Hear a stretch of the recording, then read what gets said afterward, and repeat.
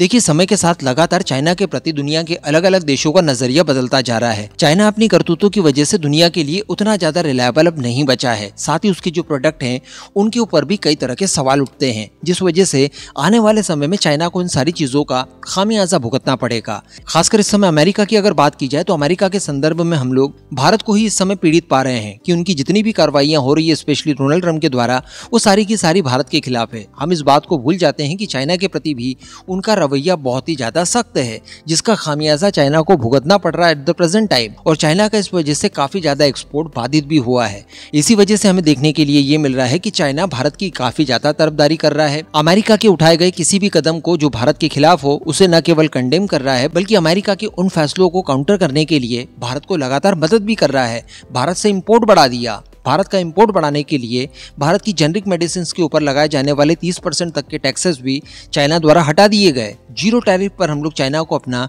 Generic medicine बेच सकते हैं। तो ये सारी चीजें क्यों दिखाई दे रही है? ऑब्वियसली इसमें चाइना का फायदा है, लेकिन चाइना अपने इसी मकसद को पूरा करने के लिए चुपचाप भारत को एक डंपिंग ग्राउंड बना रहा है। जो चाइना का प्रोडक्ट विदेशों में अब नहीं बिक पा रहा है, उसे वो भारत में डंप करते जा रहा है, जिससे भारत की स्वदेशी कंपनियों को काफी नुकसान हो रहा है। आपको शायद याद होगा, मैंने एक बार वीडियो में आपको बताया था कि चाइना की दोस्ती उसकी दुश्मनी से ज्यादा खतरनाक है। चाइना दोस्ती करके हर वो काम कर सकता है जिससे आपका नुकसान और उसका फायदा हो। तो अब इसी तरह की एक चीज भारत के अंदर भी देखने के लिए मिली है, जिसको लेकर अब चाइना की जांच शुरू कर दी गई है। जी हाँ, दरअसल मैं आपको बता दूं कि भारत की कॉमर्स मिनिस्ट्री के अंडर आने वाली DGTR ने चाइना की तरफ से आने वाले सोलर कंपोनेंट्स और साथ ही मोबाइल कवर वगैरह को लेकर एंटी डंपिंग जांच शुरू कर दी है। DGTR से इसकी शिकायत all India mobile cover manufacturing association द्वारा की गई थी कि देखिए, चाइना अपने मोबाइल कवर्स भारत के अंदर बड़ी मात्रा में डंप कर रहा है, जिससे हमें नुकसान हो रहा है। इसके अलावा रिन्यूसेस इंडिया की तरफ से भी इस बात की शिकायत DGTR से की गई थी कि चाइना सोलर कंपोनेंट्स बड़ी मात्रा में भारत के अंदर डंप कर रहा है, जिससे कि हमारी लोकल कंपनियां प्रभावित हो रही है। अब इसी को लेकर DGTR द्वारा चाइना की इस हरकत को लेकर एंटी डंपिंग जांच शुरू कर दी है। इसके बाद DGTR इस तरह की सभी चीजों के ऊपर